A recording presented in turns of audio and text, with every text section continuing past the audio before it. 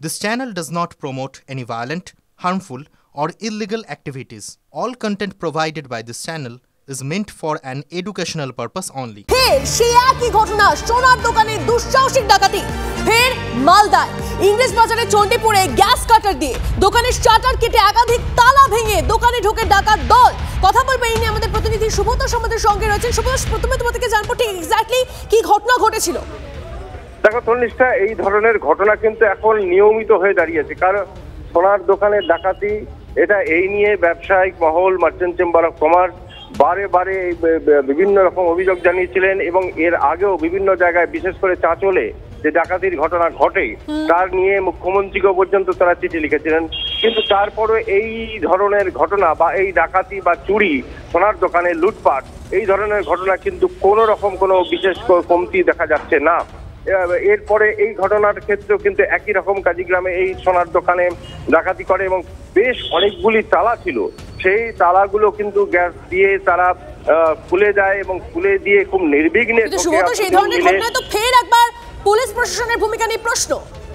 অবশ্যই প্রশ্ন উঠছে, কারণ বারবার এই মুখ্যমন্ত্রী যখন রিসেন্ট এই বিষয় নিয়ে ক্ষোভ দেখিয়েছেন, ফিরহাদ হাকিমও এই বিষয় নিয়ে বলেছেন, কারণ পাশেই রয়েছে বিহার এবং এর আগেও যে সমস্ত লিঙ্ক খুঁজে পাওয়া গিয়েছিল, যে সমস্ত দুষ্কৃতীরা তারা সেই বিহারের কিছু দুষ্কৃতীদের সাথে লিঙ্ক রয়েছে এমনও পাওয়া গেছিল এবং কয়েকজন অ্যারেস্টও হয়েছিল। কিন্তু তারপরে সেই চক্রকে ধরা বা তাদের মাথাকে ধরা, সেখানে কিন্তু একটা চূড়ান্ত গাফিলতি থেকে যাচ্ছে। যে ডাকাত দল এই ঘটনা ঘটিয়েছে এখন অবধি তাদের কি কোনো নাগাল পাওয়া গেছে, কোনো লিঙ্ক? না, এখনো পর্যন্ত কোনো লিঙ্ক বা নাগাল পাওয়া যায়নি। ঘটনাস্থলে দেখছে, তদন্ত শুরু করেছে, কিন্তু এখনো পর্যন্ত কোনো কেউ গ্রেফতার হয়নি। তবে নজর রাখো সুব্রত, ধন্যবাদ। কালকে রাত 7:30 নাগাদ আমি দোকান বন্ধ করে যাই, তারপর দেখি যে ভোরবেলা আমার পাশের দোকানদার ফোন করে বলে যে আমার দোকানে চুরি হয়ে গেছে। জানতে পেরে আমি এসেছি বাড়িতে সবাই নিয়ে, দাদা ড্রাইভার নিয়ে। ক্যামেরা ছিল দোকানে? হ্যাঁ ছিল, ক্যামেরা ছিল। কিছু ধরা পড়েছে? ক্যামেরা হার্ড ডিস্ক নিয়ে চলে গেছে। এলাকাবাসী আশঙ্কিত, এখন গাড়ি নিয়ে কিন্তু এখানে হয়, ওখানে গাড়ি নিয়ে হয়েছিল। হ্যাঁ, গাড়ির 407 গাড়ির চাকার দাঁত পাওয়া গেছে। এখন পুরো এলাকাটায় আতঙ্কিত হয়ে গেছে, যে করে হোক যেন এলাকাটা শান্তি হয়। এর সাথে আগে পিন্টুদার দোকানে পাইপের দোকান ছিল, হার্ডওয়ার্কের দোকান, সেখান থেকে কিছু মাল নিয়ে গেছে, কেটে গ্রিল কেটে শাটার কেটে নিয়ে গেছে। বারবার চুরি হচ্ছে, পুলিশের ভূমিকা কি? কয়েকদিনের মধ্যে দুবার হয়ে গেল। পুলিশের ভূমিকা কি দেখছেন? পুলিশ বাবু আসছে, দেখছে, লিখছে, যাচ্ছে, এখন অবধি কোনো হদিশ পাওয়া যায়। দেখুন, রাজ্যে এমন এক একটা ঘটনা ঘটছে যে একের পর এক ঘটনায় পুলিশ প্রশাসনের ভূমিকা, রাজ্যের আইন শৃঙ্খলা নিয়ে প্রশ্ন উঠছে। মালদার ঘটনা আপনাদেরকে দেখাচ্ছিলাম এবং পূর্ব বর্ধমানের দিকে নজর রাখতে হচ্ছে, কারণ সেখানে রাস্তায় বন্দুক নিয়ে দাপাদাপি, ফিল্মি কায়দায় পিছু করে অভিযুক্তকে পাকড়াও করে পুলিশ। আগ্নেয়াস্ত্র সহ অভিযুক্তকে হেফাজতে নিল পুলিশ। ধৃতের কাছ থেকে একটি 9mm পিস্তল, একটি ম্যাগাজিন উদ্ধার। পুলিশ সূত্রে জানা যায় ম্যাগাজিনে 3 রাউন্ড গুলিও ছিল। ধৃতকে টানা জিজ্ঞাসাবাদ করে একাধিক বিষয় জানতে পারে পুলিশ। ধৃত শেখ রজ্জাক ট্যাংরা থানা এলাকার ডিসি লেনের বাসিন্দা। জানা যায় জামিনে ছাড়া পায় 10 বছর জেল খাটা আসামি শেখ রজ্জাক।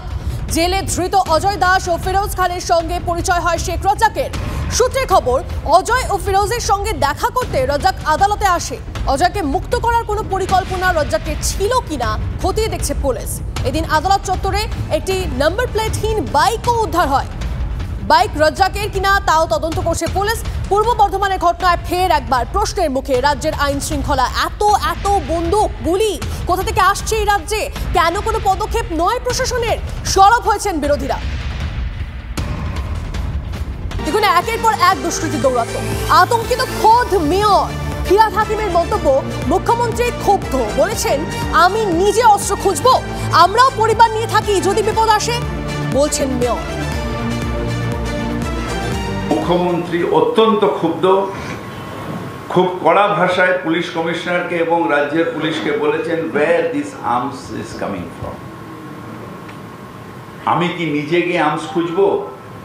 তোমাদের নেটওয়ার্ক কেন নেই? বর্ডারগুলোর মধ্যে দিয়ে কেন আসছে? আর অদ্ভুত একটা জিনিস, যারা গুলি চালাচ্ছে, যারা ডাকাতি করছে, সব ক্রস বর্ডার। একটাও কিন্তু বাংলার ছেলে ডাকাতি করছে না, বাংলার ছেলে গুলি চালাচ্ছে না, এখানকার রেসিডেন্স চালাচ্ছে না। যে ডাকাতি করছে হয় বিহার থেকে আসছে, না ঝাড়খণ্ড থেকে আসছে, না অন্য স্টেট থেকে আসছে। কেন? তাহলে সেই স্টেটের মানুষগুলো যারা যখন আসছে পুলিশ কেন একটা চেকিং এর মধ্যে থাকবে? আমরাও তো ফ্যামিলি নিয়ে থাকি, যদি কালকে আমাদের উপর একটা বিপদ আসে। সুতরাং এটা পুলিশকে দৃঢ়ভাবে দেখা, মুখ্যমন্ত্রী এই ব্যাপারে অত্যন্ত কঠোর। আর শুধুমাত্র ফিরহাদ হাকিমই নন, কিছুদিন আগে মদন মিত্রর মুখেও শোনা গিয়েছিল একই কথা। তিনি ঠিক কি বলেছিলেন, কি আশঙ্কা করেছিলেন শুনুন। নিজের দল বা দলমত নির্বিশেষে নবান্নে বসে বলছেন যে যত বড় হোক কোনো ক্রাইমের সঙ্গে যুক্ত থাকলে কাউন্সিলর এমএলএ বুঝবো না, অ্যারেস্ট হবে। আমার মনে হয় পুলিশ বোধহয় মমতা ব্যানার্জির ঠিক ব্যাপারটা বুঝতে পারছে না, মানে মমতা ব্যানার্জি কোথায় যেতে পারেন এই ধারণাটা ওদের নেই। এমন দিন আসতে পারে যে মমতা ব্যানার্জি যেমন করোনায় রাস্তায় নামে, তেমনি সমাজ বিরোধী রুখতে হয়তো মমতা ব্যানার্জি নিজের রাস্তায় নেমে যেতে পারেন। বিজেপি রাজ্যসভার সাংসদ শ্রমিক ভট্টাচার্য এই মুহূর্তে আমাদের সঙ্গে রয়েছেন। শ্রমিকবাবু, আপনাকে স্বাগত টিভি9 বাংলায়। আমি তনিষ্ঠা কথা বলছি আপনার সঙ্গে। মেয়র তিনি আতঙ্কিত, খোদ একের পর এক দুষ্কৃতী দৌরাত্ম। ফিরহাদ হাকিম তিনি বলছেন যে মুখ্যমন্ত্রী ক্ষুব্ধ, বলছেন আমি নিজে অস্ত্র খুঁজবো, এমনটা বলতে শোনা যাচ্ছে। মদন মিত্র তিনি কি বলছেন আপনাকে শোনাচ্ছিলাম। সেক্ষেত্রে তাহলে কি পুলিশের কোথাও একটা গ্যাপ থেকে যাচ্ছে? আপনি 10 জন উচ্চ মাধ্যমিকের ছাত্রকে জোগাড় করুন আর তাদের অ্যাসিওর করুন যে তাদের মতামত লিখতে তাদের নামটা বাইরে প্রকাশ হবে না। 10 জনের মধ্যে 10 জনই লিখবেন যে স্বরাষ্ট্রমন্ত্রী যিনি রাজ্যের মুখ্যমন্ত্রী আছেন তাকে ওই পদ থেকে অবিলম্বে সরিয়ে দেওয়া হোক। একজন রাজ্যের ক্যাবিনেট মন্ত্রী যদি এই কথা বলেন যে তিনি আতঙ্কিত, একজন রাজ্যপাল যদি বলেন তিনি রাজ্য পুলিশের কাছে সুরক্ষিত নন, একজন দীর্ঘদিনের তৃণমূলের বর্ষিয়ান নেতা বিধায়ক যদি বলেন যে মুখ্যমন্ত্রীকে রাস্তায় নামতে হবে সমাজ বিরোধীদের ঠেকানোর জন্য, তাহলে ধরে রাখতে হবে এটাই এ রাজ্যে কোনো সরকার নেই। একটা স্কুল পাঠ্য বালকও বলে দেবে যে এখানে সমাজ বিরোধীদের দলই তৈরি করে ফেলেছে তৃণমূল। প্রথমে তো গ্রেপ্তার করতে হবে তৃণমূল কংগ্রেসের বিধায়কদের যারা প্রকাশ্যে দাঁড়িয়ে সমাজ বিরোধীদের হুমকি দিচ্ছে। মুখ্যমন্ত্রী আজকে নিয়ন্ত্রণের কথা বলছেন, যেদিন দক্ষিণ 24 পরগনার প্রশাসনিক বৈঠকে দাঁড়িয়ে তিনি একজনের উদ্দেশ্যে বলেছিলেন তুই তো বোম মারিস, তোরা তো বোম মারিস। পরবর্তীকালে তাকেই তিনি বিধায়ক করেছেন, তাকে গুরু দায়িত্ব দিয়েছেন।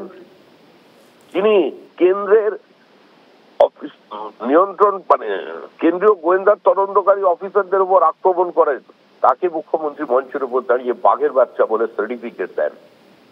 তারপরে দাঁড়িয়ে এই সমস্ত নাটক, মানুষের দৃষ্টি ঘোরানো, মানুষকে ভুল বোঝানো, মানুষকে এতটা অচেতন মনে করার কোনো কারণ নেই। তৃণমূল কার্যত পশ্চিমবঙ্গের মানুষকে অপমান করছে।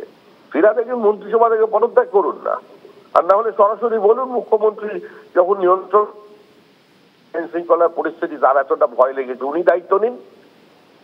উনি ওনার এলাকা গার্ডেন রিচকে খিদিরপুরকে দুষ্কৃতি মুক্ত করে দিন। পারবেন? ফুটপাত আগে মুক্ত করে দেখান, তারপর সমাজ বিরোধী নিয়ে কথা বলবেন।